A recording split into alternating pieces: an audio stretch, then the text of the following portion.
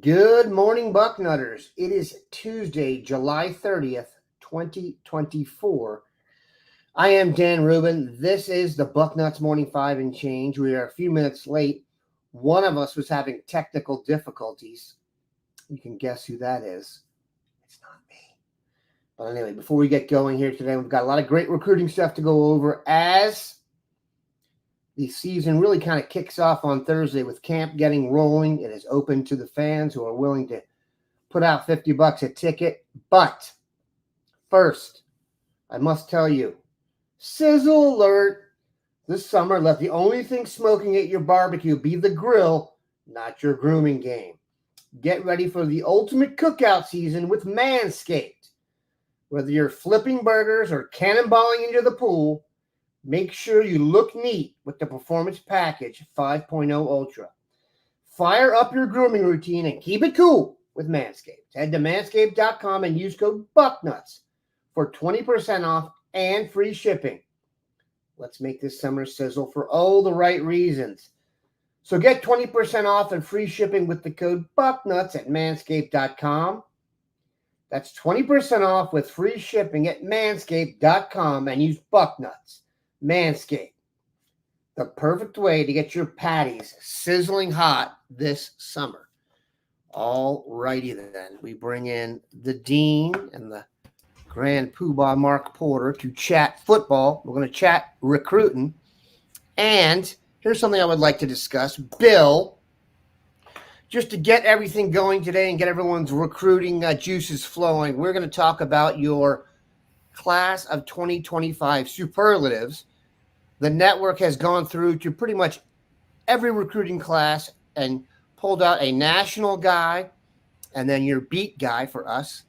That would be Tom Loy on the national beat and the dean, Bill Kurelic, locally. And they go over 5 categories with the class of 2025, as most teams have kind of, I wouldn't say put the finishing touches on anything, but they are in the home stretch. So I think you guys are going to like this. Top prospect from Bill Kurelic and Tom Loy was the same. It was Tavian St. Clair. Bill, you did mention that was a tough decision. Yeah, when you've got Devin Sanchez and Naeem Offord and even Carter Lowe, I mean, you could make a case for good morning, Deetra. You can make a case even for Carter Lowe because he plays the position the Ohio State is in great need at offensive tackle. But, it really came down to me of either Tavian St. Clair or Devin Sanchez. And the bottom line to me is the quarterback is the most important position on the field. And as the bottom line of why I took Tavian over Devin, I think they're just both as good a prospect as you can find at their positions. Absolutely. I think, I feel like they're the number one prospect at their respective positions in the country. So what a blessing it is for Ohio State to have those two commitments. So that was why I went with Tavian St. Clair. Okay. Tom Loy said he agreed, but he said, this was key, I've been calling St. Clair the number one player in the country, at least in my opinion, Tom Loy. Since seeing him live in Las Vegas, I still believe that's the case today. He's special. I don't think there's any argument on that, Mark. I would let you wax poetic on it, but it would be a repeat. We all know how everyone feels about Tavian St. Clair. All right, this is a good one. Most likely to make an early impact. Again, we have both Tom and Bill voting for the same player, and it is the aforementioned Devin Sanchez. His mom is in the chat. I saw someone say that they want her to have a regular segment. That feels like an NIL issue to me. That's probably, Deetra is probably in the 5-star category that this site can't pull off. But who knows? Maybe in the future we can get the Schottenstein family involved and then maybe pull that off. But Bill, you said Devin Sanchez. Tom Loy said Devin Sanchez. Kind of a low-hanging fruit to me because you're talking about a prototype corner, even though the depth at corner is pretty good. Why Devin Sanchez, Bill? Well, again, it came down to the same three guys for me, and it's just so difficult as a true freshman to make an impact, be the starter right away at quarterback. And when you look at what Ohio State will have coming back, they're going to have some guys that at quarterback that I just think would be pretty hard for Tavian St. Clair to supplant that quickly. On the other hand, as you mentioned, Dan, cornerback is got some pretty good depth there, but they are losing Denzel Burke after this season. I think everyone expects him to have a great year, stay healthy, and go to the NFL. That's a position that I think Devin Sanchez, if he's not a starter, I still think he's going to at least contribute there in the secondary. He's just too good not to, and he's 6'2". How many 6'2" corners that can cover like Devin do you see? Well, I'm not going to say zero because there's Devin, but it's pretty low. I'm going over the 5 guys I expect to get the most snaps in the secondary. I think only one of them will be back, and that is Caleb Downs, and that's because he has to come back. Believe me, if the NFL could take him, they would. Mark, where do you compare Devin? And we talked about this a while back, but it'd be a good idea to kind of bring this up now. Where would you compare him to Bryce West and Aaron Scott, who came in last year? Ostensibly, I think that's who he'll be competing with. Devin is probably a little bit ahead of his game, so he'll have a chance to do that. And those guys, like Bill said, are waiting in line this year. Your thoughts on when they came out and how you'd compare the trio, maybe? I thought you were going to ask me how he compares to Marshawn Lattimore. He's taller, and Bill kind of said it, and you said it, the 6'2" corner thing. Bryce West and Aaron Scott are long. Aaron Scott's a little bit longer. He's closer to 6'2", so he's with Sanchez, but Sanchez has a little more twitch than him and edges him out. But I love both of them for their size. And Bryce West, same thing. They're all that top elite ability, but when you stack them all next to each other and you just look at body size, well, let's just take the bigger version of this. It's it's funny. My kids go rent go-karts, and they all get in and they do a couple laps. And when they go do it the second time, they all know what number cart's the fastest, and they all know which one's the slowest. They're all the same, but in this case, you have one who's just a little bit bigger, a little bit longer than everybody. So you give him the best chance to come out the other side, if the work and all that stuff goes into it, which we've had privy to his work ethic and, the type of people that are training him and giving him tidbits. So I think Sanchez is going to be in good shape. He's easy to pick because we have so much confidence in what we know about him, I think. Look, and let's just say this. I am already biased pro Devin Sanchez, given our connection to Team Sanchez. And in the same breath, I would say I would be willing to bet he will enter as prepared on every level as he could be, because he's coming from a tremendous situation. And also keep this in mind. He plays in Texas at about the highest level of high school football you can possibly play at. He's guarding guys and defending guys weekly who are Division I kids. There are a lot of kids who don't get a chance to do that. So he will get the chance to hit the ground running and very confident. All right. I really resist when I do an evaluation to factor in the parents, whether I like them a lot or don't like them a lot. And I like Detroit, and you hate to give a kid a bump because you like the parents, but that happens in recruiting. You meet people and you talk to people, and you get a sense of, wow, this kid was brought up the right way. He was, the reins have been put around him. He's on the guardrails, and you see other kids where you're like, oh my Lord, I don't know if this kid has the right direction. And even though he has the talent, and I try not to let that factor in, but that's one of those cherries on top with Devin that, boy, we really have had a backseat pass to him the last couple of years, and the type of things he's doing. And I've always said confidence and ratings is kind of what these ratings are about, and he's got everybody's confidence. Speaking of parents, if you talk to coaches that recruit quarterbacks, they always mention, does this quarterback have a quarterback dad? And the answer is yes. They'll tell you he's got a quarterback dad. It's just a matter of how involved and how they look for how difficult quarterback dads can be when they recruit quarterbacks. That's pretty commonplace. So Dietrich gets a lot of the press here, but her husband Daniel has also clearly played a large role and is really by the book. If you pick up on any of the stuff they said, their preparation is meticulous and researched and detailed. This is not their first rodeo. So, and it shows. So thanks. And by the way, the recruitment has also been pretty smooth too. So he doesn't have to worry about any fan interference or questions when he gets there. It's just get there, start kicking tail. All right, Mark, I want you to work on this one while Bill and I discuss this. The question was most underrated player in the class. So, Mark, you now have a minute to look up your vibe on that.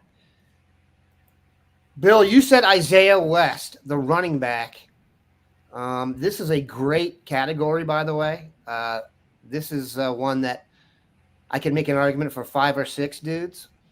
But, Bill, why did you choose Isaiah West? And he might have been my choice.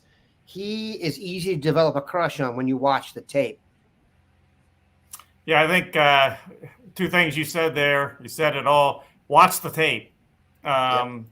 He's right now a low 4-star guy. I would call him that, a low 4-star guy.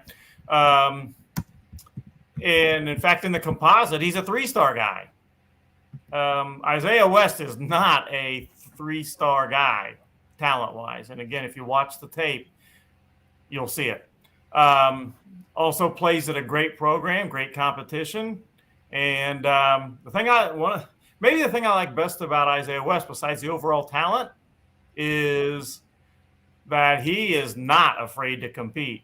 They've got him and Bo Jackson in the running back commitment room right now. And he doesn't care if you bring in the number 1 running back in the country to add to those 2. He's ready to go and he's ready to compete. And when you play at Ohio State's level, you better be ready to compete.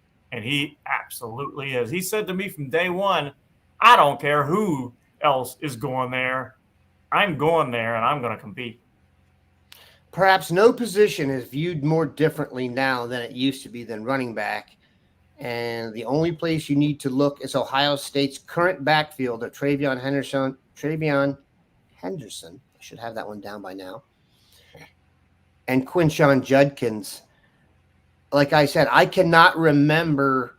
There may be a time, and we'll find out in the chat. I can't remember a running back like Judkins transferring to a school like Ohio State where there was an established running back there with the understanding that you're going to share carries.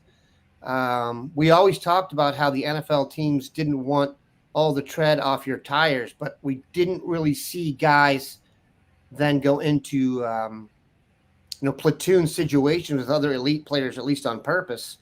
I guess you could do the Reggie Bush and Lendell White stuff going back a little bit, but they were kind of like fire and ice in a way. This is 2 main halfbacks, in my opinion. So very different, very impressive. And also, like you said, Bill, guys that are willing to compete when they get here against those dudes are going to shine. Isaiah West, another in the St. Joe's pipeline that we're developing, is here. I will mention this, Mark. Tom Loy chose Brody Lennon, the tight end, and his comment was, this is Tom Loy on most underrated Buckeye in the class of 2025, to kind of reset the slate here. Everyone knows Tom Loy. Everyone knows I'm a big fan of Nate Roberts. Nate, of course, the tight end from Oklahoma that they got a commitment from earlier in the process here, which makes me even more impressed with their haul at tight end position with Lennon. He had a productive junior season on both sides of the ball, which has me even more fired up about his potential. That would be the key word with Brody Lennon, potential. So we are very hopeful about him. Mark, you've had a chance to look at the class. Who is your most underrated player? I could do all day on this question. I went right to, when you say underrated and you say 4-star in the same sentence, that's kind of, they're really not underrated. But when you put them all in a big group, you can say that. The first one, Quincy Porter. I'm on board with him being way better than we're giving him credit. I think that he is really going to get the campus and turn some heads. He's got the film and the size, so I kind of like him. But I think to truly answer this question, you probably got to go down in the class and look at maybe some of the 3 or 4-star guys in there. Cody Haddad. I thought he was a hitter. Yep. I thought he was physical. If my scouting nose is right, those guys always end up on the film somewhere. And I don't care if it was a MAC kid that was a hitter or another type. That type of stuff on film translates to being a player. And I wouldn't be surprised if it's in the NFL. I am personally rooting for Eli Lee because I've watched him work out so much, almost weekly in the offseason. And I'm a big believer in what he's doing. I mean, he's a between the tackles guy, but he's trying to bring his game to the next level. And then Bud Pagan-Miller is the definition of a, guy you need to bring in as a piece of clay, and you get to mold him from scratch. He's never played receiver. He's been playing quarterback. 10-7 broad jump, has the athletic skill set of some of the other guys in the class, but doesn't have the polish. Could that be the underdog of the class where a couple of years from now, we're all learning how to pronounce his name again and, telling the story of, well, I remember when I saw him when. I mean, in Ontario is not the biggest school in Ohio by any means, so he truly has a story that would be really sweet to follow if he made it onto the field. And I think a lot of people will root for him. Dan, I saw two names out there. Mark mentioned one of those. Were two guys that I highly consider for me too. Eli Lee, Mark and I have both seen him play in person, and I just love the guy. I think he's really going to be a really good linebacker for Ohio State. And then Daniel Sanchez mentions Cody Haddad, and we've talked about him a lot on this show about how if he hadn't have missed almost his entire junior season, he would be rated a lot higher. He got back for the last 4 games of the season. That's it. And was tremendous in those 4 games. So those would be my backup choices, so to speak, or, I'd be okay with putting those guys in there too. Still Michigan fans in here. That won't last that much longer, but I digress. I would have gone with Haddad myself just because I think expectations relative to what we're going to see are the most different right now. Like Bill said, he's been out of sight, out of mind on some level. And then when I did the research, his pedigree is ridiculous. He plays at the super high level for college. He is going to play a super high level in college, thankfully. He plays at as high a level as you can play in high school. He's got multiple relatives who've played in the NFL. By the way, that makes a difference. I also, when we were doing the research on track times, trying to compare guys after Naeem Offord, and we were talking about Takorian Moore and Devin, I went and looked. His track times are also silly. So this dude is legit. And then let's add this one other thing. He's very good at football. So we go through all these things of height, weight, speed, traits, and all that stuff. Then there are some guys who have this, like, they're just good at football, like the game part of it. They're like in the right spot at the right time. In football, those are the guys who have like a knack for the offensive rebound. They're just kind of always in the right place at the right time. Cody Haddad. I'm struggling today. Cody Haddad will be a fan favorite. All right, we were going to read another ad here before we move on. Guess what it's about again? Manscaped. They're double trouble this time. They're doing a lot for us, so we really appreciate them. So I got to tell you about my friends at Manscaped and a great deal you can get. Everyone in my family on the male side is using this right now. I got 2. I got a 20-something and a teen, and they need all help they can get. You can trust me on that. And they have a lot of great products. Manscaped hooks us. 3 of my favorites, the Lawnmower 5.0 Ultra, the Weed Whacker 2.0 ear and nose hair trimmer, and the Handyman. First of all, let's talk about the Lawnmower 5.0 Ultra. Perfect for achieving that crisp, clean, and confident look for your barbecues and beach days. The Weed Whacker 2.0 ear and nose hair trimmer keeps you tidy as your hedges get rolling. Pesky hair be gone. Perfect for impressing guests at your summer cookout. And then the Handyman is an outstanding facial trimmer that you can take on the road, you use at home or whatever. And once again, we have the deal, 20% off when you use the code Bucknuts at manscaped.com. That includes free shipping. 20% off manscaped.com and use the code Bucknuts. All right, thank you very much. Okay, Bill, we are now on to top 3 remaining targets. If you don't know who the number 1 target that Ohio State is going after right now, you need to turn in your Bucknuts card. There's a decent chance there are Bucknutters sitting in their cars around this dude's neighborhood waiting for the answer, and that is David Sanders. Bill, your three were David Sanders Jr., Malik Autry, and Justin Hill. Tom Loy, shocker, David Sanders, Josh Petty, and Jamie French. So this leads me to believe that we may only get possibly one of these dudes, and that would be David Sanders. You're going to get the questions about him anyway, so you might as well answer them now. And then, Bill, why you chose Malik Autry and Justin Hill after that? Well, we'll start with Justin Hill. Ohio State, as I mentioned before, they're going to take another run at him. He seems to me to be pretty firmly committed to Alabama right now, but you never know.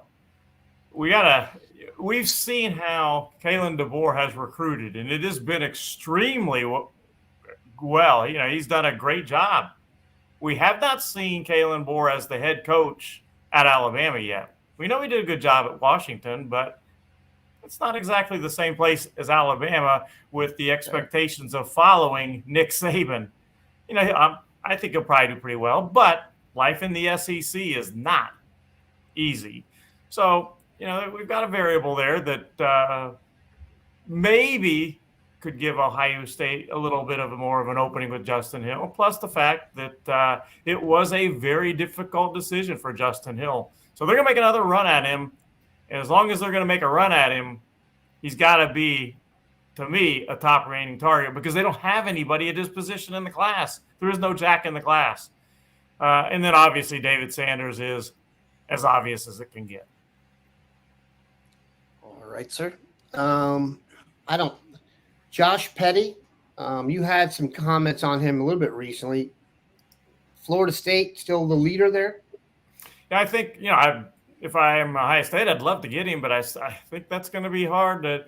Georgia Tech is there too. I think Florida State and Georgia Tech right now for him. All right, and then the final category was I don't want to completely rule it out, but I just think that's at the top, those two schools. Oh, Bill, the offensive line questions will come. No need to get the last word. They will. We know they're coming. All right, so the best recruiter for the class is an obvious one. Also, Tavian St. Clair. It just goes without saying that when you have an elite quarterback at the top of the class, and especially one from your state, that just gives you an advantage. When you're recruiting, it certainly doesn't hurt recruiting receivers. And good Lord, at Ohio State, it doesn't even hurt recruiting quarterbacks. You got about 5 on the team now who are studs. And our guy Cummins. So 2026 could be a challenge, Bill, based on what I've looked at for quarterback recruiting, but we're not going to spend any time on that. We are going to hit rapid fire questions here. So I will put the question up and pose it to one of you, or I will take it myself and see how fast we can go here. All right. John Gorby, how far into fall camp will Ryan go without a QB1?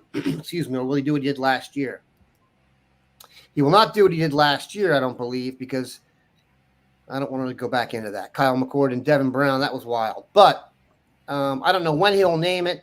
I would be shocked if Will Howard is not the quarterback for this football team. And I'm going to proceed as such. A formal announcement will be interesting, but merely a formality at this point, in my opinion. All right, let me scroll down here. There we go. Good question. Mark, this is for you. Who is the best player you have seen that the Buckeyes have not offered? You can take that all time. You can take that in the last 2 weeks. That's a good question. Bill just did a story on the kid from Lexington. What is his name, Bill? The tight end, defensive end, Fogel. Oh, yeah. Fogel. Yeah, Braden Fogel. Fogel and McLovin from Superbad. I got to remember that. That's all right. Yeah, Braden Fogel, I think when we were going over names in my top 15 or 20, he was the best guy on that list that I think Ohio State has a lot of tight ends on their board, and he's a local guy that was kind of basketball-y, but I think he was pretty close. Georgia just offered him, probably because of Bill's article. Bill kind of replaced him on the map last week with a big story. But yeah, he's the guy in Ohio that I'm looking to see first. That's always a good question. Sometimes there's linemen here or there that you think can develop. I know people. No, let's put it this way: the first 4 or 5 weeks of the season will probably be video of 4 or 5 of the top guys that are on my list like that for Buckeyes. So in case they are offered, we're not behind the 8 ball here at Bucknuts. We know about them. And I was surprised, to be honest. I thought he was going to get an offer after watching him in camp in June. I thought he was pretty impressive. And I think Mark felt the same way. He didn't get an offer then, but I certainly think he's a candidate moving forward. Big time hooper too. I wonder if that's has anything to do with it. Do you know if he's decided what to do yet, or is he still kind of? I'm not gonna say definitely. I won't say that, but he is highly leaning towards football now. Before the camps and before this spring and all, he was leaning basketball. But now, in fact, I directly asked him that question. He said highly leaning to football, but haven't completely ruled out hoops. He could do both. He's a stud. I was told that his football offers have superseded his basketball offers at this point. Happens. No doubt. No doubt. Yeah, which would make the common sense if I could go play at a bigger level for football than basketball. So that's the direction. And I think, I said it a second ago, I think there's a good national board of tight ends in his class, and you might have to sort through that. But being the Ohio kid, there's going to be some smoke and fire where that is. I wonder. I don't think he was in the mix for Team Diebler. So if you're not in the mix for them, but you are for football, pretty much laid it out there what your best move is. I think it's a little easier to make the league, as it were, in the NFL than basketball. If you just look at it, 22 starters versus 5 helps your numbers a bit there. All right. There's questions about Brandon Caesar. He's kind of fallen off the radar here. He's not being recruited by Ohio State, actively recruited anymore by Ohio State at this point. I guess you never know. Maybe he has a tremendous senior season, but right now Ohio State is not actively recruiting Brandon Caesar. Bob Ledford. Good morning, Bob. Good morning, Buckeyes from North Carolina. What do we know about running back Anthony Rogers' flip from Alabama to Ohio State? I believe this young man's name is Turbo. I'm in for anybody named Turbo. Bill, I'm not going to say you have confidence about this, but this guy comes up enough that I feel like there is at least a Dumb and Dumber, you're telling me a chance kind of deal here. Yeah, and if you watch his film, you can see why he's nicknamed Turbo. It's appropriate nickname. He can scoot for sure. Still committed to Alabama, and he has told me that obviously the dead period, he can't make an official visit before the season now, that even during this little open July period, official visits were not allowed. Only unofficial visits were allowed during this little end of July open period. The dead period starts at midnight Wednesday night, and then it's in effect until the season starts, basically. Has told me that he is planning to make an official visit to Ohio State. So providing he goes through with that, I pretty much always say if Ohio State can get them on campus for an official visit, they got a chance. There's some people that don't agree with you guys about Eli Lee. Mark, Eli Lee is too slow and not flexible to get to the next level. Being a great linebacker, not going to happen. We shall see on that. That's been the criticism for over a year now, if you've read the message boards. And the reason I like him is I think he has read that, and I have watched him week after week try to dent into that impression of him, being just the inside guy. But the football player part of it is the part that we hope shows up, and you throw out that he's a step or half a step slow or something like that. So everyone knows that. That's kind of what I'd say. It's been noted, but I think the kid's got 2 years of high school to do something about it before he gets there, before he even goes through his redshirt freshman year or whatever. So there's time for him to come out the other side of this smelling like roses. All right, let's do time 29 minutes. All right, let's do Some of the stuff you guys write in there is kind of funny, but I can't repeat it because it's not kid show. Bill, can you tell me why Ohio State only has 2 offensive linemen committed? Well, the answer obviously is guys that they were going after committed elsewhere.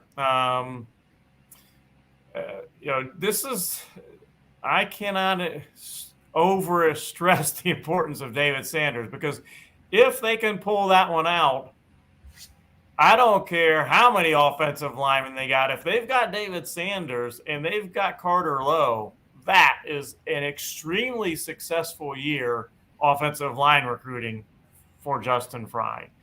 So, we just, if you're a Buckeye fan, you just got to hope that David Sanders goes Ohio State's way. And if it does, then we've got a whole new story. You've got two of the top 3-4 tackles in the country, in my mind, going to Ohio State if Sanders comes through.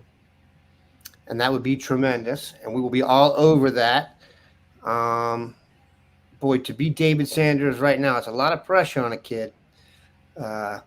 He does seem capable of handling it. And boy, is he's a tremendous prospect, man. We will get a recruiting report up on him, hopefully. I hope Mark has to do one of those. But we shall see. All right, we'll be back with these guys on Thursday. Keep in mind, camp starts on Thursday. So if you have any plans or any chores you need to get done for the next, 6 or 8 months, get them done before Thursday so you can switch into season mode like these dudes are in year round. We appreciate everybody stopping by. Have a good one, Bucknutters.